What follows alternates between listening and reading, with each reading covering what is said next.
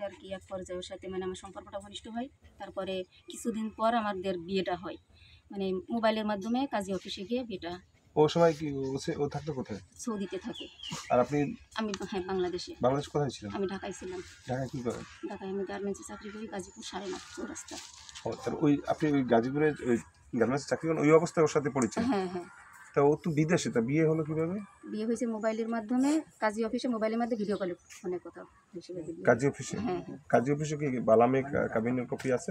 আমার কপি নাই, কিন্তু আমার কাগজের ইয়েটা ওইটা আছে। আর তারপরে মানে ওর আছে কাগজপত্রের সাথে কথা বলা যায়, কিন্তু কথা বলেছি, উনি বলছে যে আমি ছুটিতে আছি, আমি কাগজপত্র বের করে দেবো 2 দিন পরে, তাই বললো।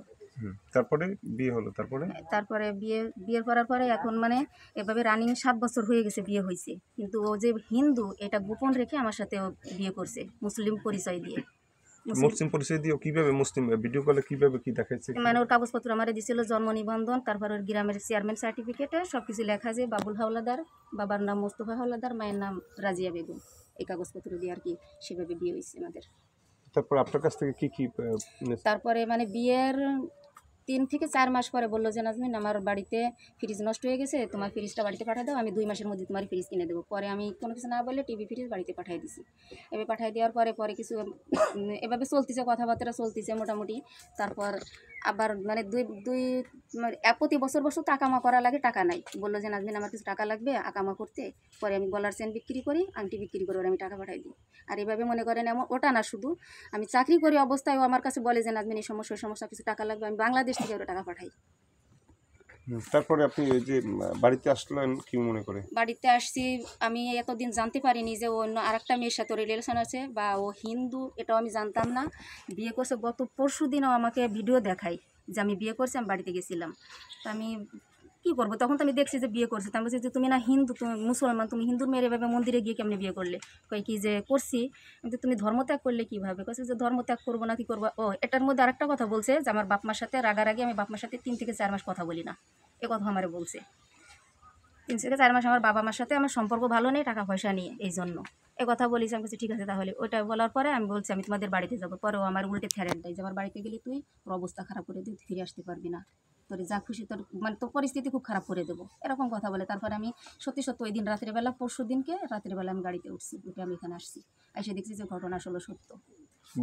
বাড়িতে এসে কি ওর স্ত্রী না, ওদেরকে আমি পাইনি, ওরা চলে গেছে। ওরা থাকতে আমি জানিনি। বাড়িতে কাকে পাইছেন? বাড়িতে এসে দেখা যাচ্ছে ওর মা, ওর বাবা, ওর ভাই, তারপরে যে গ্রামের লোকেরা, ওরা সবাই। আচ্ছা, আপনার তো কি আগে বিয়ে হয়েছিল? না না। আপনার বিয়ে হয় না? আপনার বয়স তো কম না, এর আগে কোনো বিয়ে হয় না না। এই প্রথম বিয়ে? হ্যাঁ। তা ওই মোবাইলের মাধ্যমে? তা আপনার সাথে মোবাইল এতদিন কথা বলছে 7 বছর, আপনি বুঝতে পারেন না যে আসলে ও হিন্দু? না, আমি এটাই বুঝতে পারিনি, কেন জানেন? কারণ ও থাকে সৌদি, আমার দৃঢ় বিশ্বাস ও মুসলমান, আমি কোনো রকম ধরতে পারিনি যে সৌদিতে থাকে। তো হিন্দু মানুষ তো একটাই ইসলাম কান্ট্রিতে তো মুসলিম ছাড়া কোনো হিন্দু অন্য মানে সে যে ঢুকতে পারবে না, আমার এইটুকু বিশ্বাস ছিল যে ওর মুসলমানই, যে সৌদিতে থাকে যেখানে, সেখানে আমার কোনো মানে অবিশ্বাসের কিছুই ছিল না। আর ভিডিওতে কি দেখাইছে যে আসলে মুসলিম কোনো কর্মকাণ্ড করে টোরে, নামাজ পড়ে টোরে? হ্যাঁ, আমাকে বলে, মানে ঈদের সময় বলে যে আমি নামাজ পড়ে আসছি, নামাজ পড়ে যাচ্ছি, মাথায় টুপিও দেখায়। আবার কুরবানির সময়, গত বছর কুরবানি দেখছি বাড়িতে কুরবানি দিচ্ছি, আগামী বছর গরু কুরবানি দেবো, এরকম করে আমার বলে। এখন তো আপনি এসে দেখলেন যে আসলে ওর বিবাহিত এবং ও আসলে মুসলমান না হিন্দু। এখন আসলে আপনি কি করতে চান? আমি আপনারা আসছেন যখন, এর একটা সুস্থ আমার যে কোনো একটা বিচার দিয়ে দেবেন, আমি এর জন্য আসছি যে আমার সাথে এত বড় প্রতারণা কেন করলো। আর দ্বিতীয়বার যেন ওরটা দেখে যান আর কোনো ছেলে, কোনো পুরুষ এত বড় প্রতারণা না করতে পারে, কোনো মেয়ের সাথে এত বড় প্রতারণা, অন্তত ধর্ম নিয়ে প্রতারণা না করতে পারে, ধর্মটা নিয়ে, আমাদের ইসলাম ধর্ম নিয়ে যেন কেউ প্রতারণা করতে না পারে।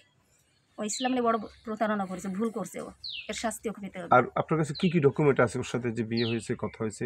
যে মানে ওর ছবি আছে, তারপরে আছে বাড়ির ওদের বাবা মার ছবি আছে, বোনেদের ভাইদের সবার সব কিছু আছে এখানে আছে, আমার ফোনে আছে, তার কাজী অফিসের এগুলো আছে। আমি হ্যাঁ, ওই ভাইয়া